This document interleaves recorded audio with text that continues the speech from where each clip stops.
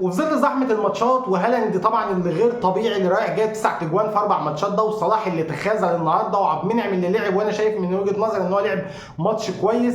تيجي النهارده الراجل لسه اول ماتش يلعبه اساسي والكلام ده، تيجي النهارده واحد زي عمر مرموش اللي مهدور حقه في المحترفين المصريين. احنا عندنا تريزيجيه جاب جونين جول مع الريان القطري، تريزيجيه ولاعب محترف جامد وكل الكلام ده، ما بالك بقى واحد زي عمر مرموش الراجل اللي حرفيا متبهدل في الدوري الالماني، بيلعب هنا شويه وهنا شويه، النهارده بيسجل ثنائيه قدام فولفسبورج.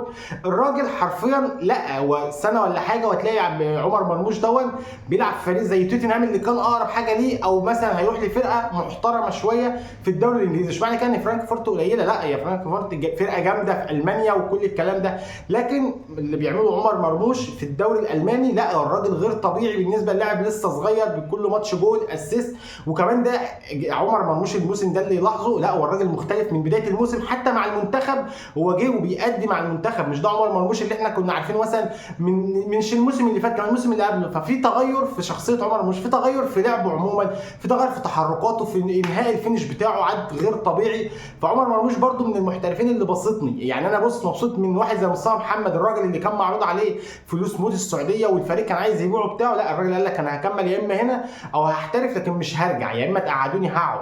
فالراجل حتى نزل من الماتش اللي فات دكه جاب جون وموجود. عبد المنعم لسه بيمشي خطواته، صلاح كده كده مكسر الدنيا.